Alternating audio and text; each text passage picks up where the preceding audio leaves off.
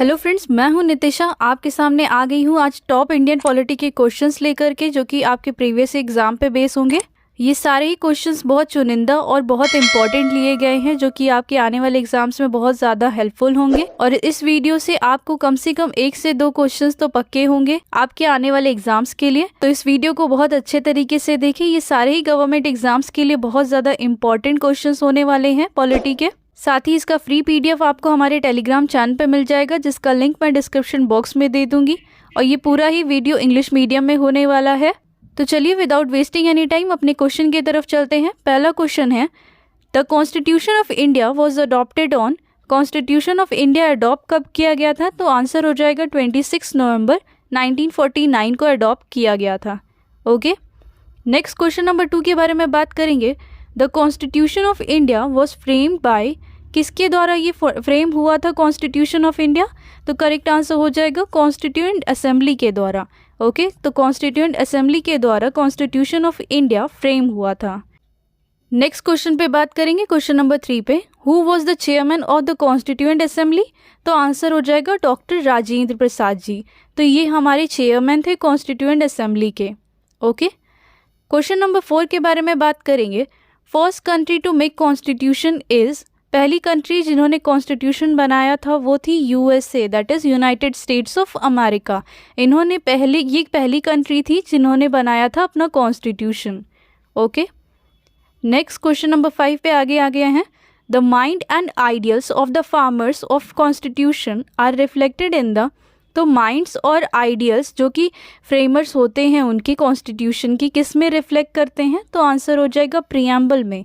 तो हमारे प्रियम्बल में जो माइंड होते हैं, आइडियल्स होते हैं कॉन्स्टिट्यूशन फ्रेमर्स के, उसमें रिफ्लेक्ट करते हैं।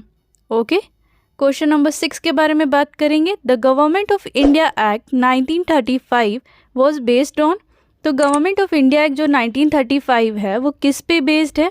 बहुत इंपॉर्टेंट क्वेश्चन है गाइस, बहुत बार एग्जाम में डायरेक्ट पूछा गया है। तो करेक्ट आंसर हो जाएगा साइमन कमीशन। साइमन कमीशन पे government of India act 1935 based है। गाइस मैं बता दूं यहाँ पर फिर से आपको कि यहाँ पर सारे ही इंपॉर्टेंट प्रीवियस ईयर क्वेश्चंस कराए जा रहे हैं आपको आने वाले एग्जाम्स के लिए, जो कि बहुत हेल्पफुल होने वाले हैं। तो इस वीडियो को अंत तक ज़रूर देखें। नेक्स्ट क्वेश्चन नंबर 7 के बारे में बात करेंगे। The concept of rule of law is a special feature of constitutional system of। जो कॉन्सेप्ट है रूल ऑफ लॉ का, ये एक स्पेशल फीचर है हमारे पूरे कॉन्स्टिट्यूशनल सिस्टम का। ये कहाँ से लिया गया है? तो करेक्ट आंसर हो जाएगा ब्रिटेन से। ब्रिटेन से रूल ऑफ लॉ लिया गया है, जो कि एक स्पेशल फीचर है हमारे कॉन्स्टिट्यूशनल सिस्टम का। ओके, नेक्स्ट क्वेश्चन नंबर 8 पे आ गए हैं। Who proposed the suggestion for a constituent assembly first in 1935? तो 1935 में कॉन्स्टिट्यूएंट असेंबली का सजेशन किसने प्रपोज किया था 1935 में? तो करेक्ट आंसर हो जाएगा एम.एन. रॉय ने प्रपोज किया था कि कॉन्स्टिट्यूशन असेंबली का सजेशन 1935 में। नेक्स्ट क्वेश्चन नंबर 9 पे आ गए हैं। The concept of single citizenship has been adopted in India from the constitution of which country? तो सिंगल सिटीजनशिप कहाँ से लिया गया है हमारे इंडियन कॉन्स्टिट्यूशन में? तो करेक्ट आंसर हो जाएगा ब्रिटिश कॉन्स्टिट्यूशन से। ओके, तो ब्रिटिश कॉन्स्टिट्यूशन से हमारा सिंगल सिटीजनशिप लिया गया है। नेक्स्ट क्वेश्चन नंबर 10 पे आ गए हैं इसी के साथ। Right to constitutional remedies comes under. तो राइट टू कॉन्स्टिट्यूशनल रेमेडीज किसके अंडर आता है? तो करेक्ट आंसर हो जाएगा फंडामेंटल राइट्स। तो फंडामेंटल राइट्स के अंदर हमारा ये सारे ही राइट टू कॉन्स्टिट्यूशनल रेमेडीज आते हैं। ठीक है, तो कमेंट सेक्शन में आप ये चीज़ करके बताइएगा कि टोटल कितने फंडामेंटल राइट्स हैं। अगर आपको नाम भी याद होंगे तो उसको मेंशन ज़रूर करिएगा। ओके, नेक्स्ट क्वेश्चन नंबर 11 पे आ गए हैं। Separation of judiciary from the executive has been provided in dash of the Indian Constitution। तो जुडिशियरी का सेपरेशन एग्जीक्यूटिव से किस में प्रोवाइड कराया गया है हमारे इंडियन कॉन्स्टिट्यूशन में? तो करेक्ट आंसर हो जाएगा DPSP, that is the directive principles of state policy के अंदर सेपरेशन हुआ है जुडिशियरी का, किससे? एग्जीक्यूटिव से। ओके, तो बहुत इंपॉर्टेंट क्वेश्चन है, ध्यान से याद रखेंगे इसे। नेक्स्ट क्वेश्चन नंबर 12 पे आ गए हैं। बहुत इंपॉर्टेंट क्वेश्चन है, इसे टिक कर लेंगे वेरी इंपॉर्टेंट क्वेश्चन में। Right to vote is a dash right. तो कौन सा राइट होता है हमारा राइट टू वोट? तो आंसर हो जाएगा पॉलिटिकल राइट। काफ़ी बार एग्जाम में कंफ्यूज करने के लिए लीगल राइट दे देते हैं, फंडामेंटल राइट दे देते हैं, साथ ही पॉलिटिकल राइट भी दिए रहते हैं। तो करेक्ट आंसर क्या हो जाएगा? पॉलिटिकल राइट हो जाएगा। ओके, नेक्स्ट क्वेश्चन नंबर 13 पे आ गए हैं। Ideas of welfare state are contained in, तो आइडियाज़ जो कि वेलफेयर स्टेट का है किस में कंटेन होता है? तो फिर से DPSP that is directive principle of state policy में इंसर्ट होता है। ओके, आगे चलेंगे, क्वेश्चन नंबर 14 के बारे में बात करेंगे। Which writs literally means what is your authority. ठीक है, तो कौन से रिट का लिटरली मीन होता है कि व्हाट इज़ योर अथॉरिटी, किस हक से? तो का आंसर हो जाएगा क्वा वारंटो। क्वा वारंटो में आपको मिलेगा कि व्हाट इज़ योर अथॉरिटी। ठीक है, तो आपकी अथॉरिटी क्या है, उस बेसिस पे आप रिट किसी पे जारी कर सकती हैं।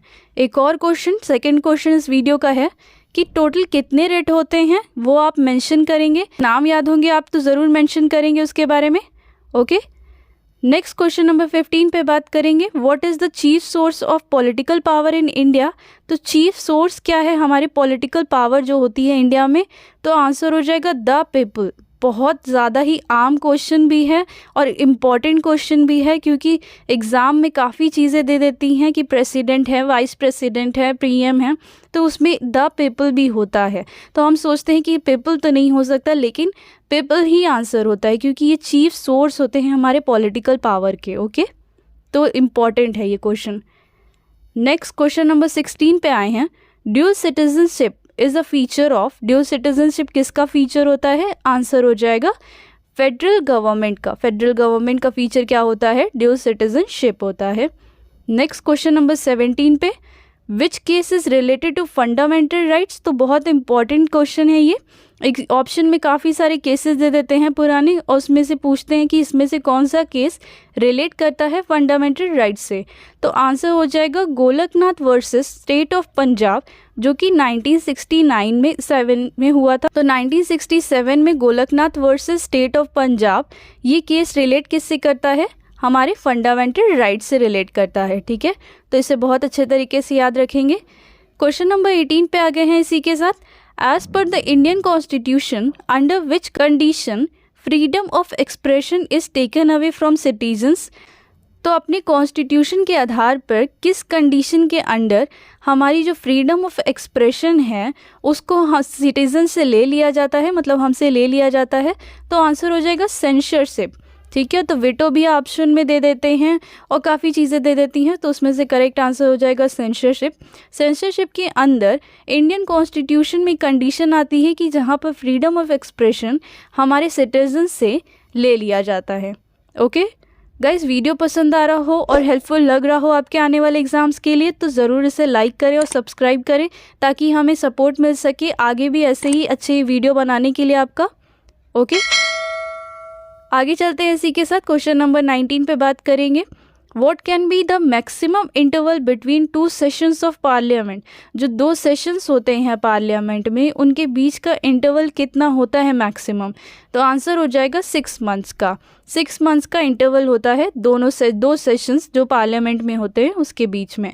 बहुत आम क्वेश्चन, लेकिन बहुत इंपॉर्टेंट क्वेश्चन है। वनडे एग्जाम में डायरेक्ट क्वेश्चन दे देता है। ओके, नेक्स्ट क्वेश्चन नंबर 20 पे आ गए हैं इसी के साथ। No money bill can be introduced in the Lok Sabha without the prior approval of the. तो किसके प्रायर अप्रूवल के बिना हमारे लोकसभा में कोई भी मनी बिल इंट्रोड्यूस नहीं हो सकता है? तो करेक्ट आंसर हो जाएगा प्रेसिडेंट। तो प्रेसिडेंट का जब तक प्रायर अप्रूवल नहीं मिलेगा लोकसभा में, तब तक मनी बिल इंट्रोड्यूस नहीं हो सकता है। आगे चलेंगे, क्वेश्चन नंबर 21 के बारे में बात करेंगे। Indian parliament includes. तो इंडिया पार्लियामेंट्स में क्या क्या चीज़ इंक्लूड होती हैं? तो पहला तो हो जाएगा प्रेसिडेंट, देन लोकसभा और राज्यसभा। ये तीनों ही प्राइमरी चीज़ होती हैं इंडियन पार्लियामेंट की। ओके, नेक्स्ट क्वेश्चन नंबर 22 पे बात करेंगे। When was the 0 hour introduced in the parliamentary affairs in India. 0 hour जो होता है वो पार्लियामेंट्री अफेयर्स में कब इंट्रोड्यूस किया गया था हमारे इंडिया में? तो करेक्ट आंसर हो जाएगा 1962 में। तो 0 आवर्स के बारे में आपको क्या पता है, इसके बारे में भी ज़रूर मेंशन करेंगे। तो इस वीडियो से आपको मैंने 3 क्वेश्चन दिया है, इस तीनों क्वेश्चन का आंसर आप कमेंट सेक्शन में ज़रूर करके बताएंगे। साथ ही ये तीनों क्वेश्चन का आंसर मैं नेक्स्ट वीडियो में आपको क्लियर आउट कर दूंगी।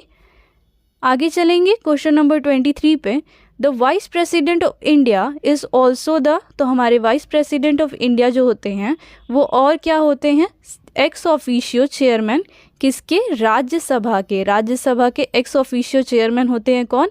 वाइस प्रेसिडेंट हमारे इंडिया के। नेक्स्ट क्वेश्चन नंबर 24 पे आ गए हैं।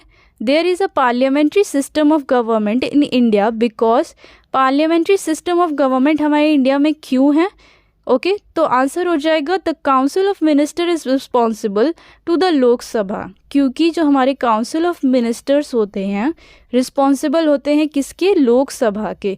इसलिए हमारी पार्लियामेंट्री सिस्टम होती है government of India. Okay next question number 25 पे आए हैं। A money bill can be introduced in, money bill कहाँ पर इंट्रोड्यूस होता है? लोकसभा। लोकसभा मतलब हाउस ऑफ द पीपल, सिर्फ हाउस ऑफ द पीपल में ही मनी बिल इंट्रोड्यूस कर सकते हैं आप। Okay so thank you friends for watching this video. अगर आपके लिए ये वीडियो हेल्पफुल हुआ हो तो प्लीज़ इसे लाइक करें, शेयर करें अपने दोस्तों के साथ और सब्सक्राइब का बेल आइकन प्रेस करना ना भूलें टूवर्ड्स सक्सेस का, जिससे हम आगे भी इंपॉर्टेंट क्वेश्चंस आपके लिए लेकर के आते रहें। साथ ही इसका फ्री PDF आपको हमारे टेलीग्राम चैनल पे मिल जाएगा, जिसका लिंक मैंने आपको डिस्क्रिप्शन बॉक्स में दे दिया है। मिलते हैं आपसे नेक्स्ट वीडियो में, जो कि एक इम्पॉर्टेंट क्वेश्चंस की नई सीरीज़ होगी। Thank you.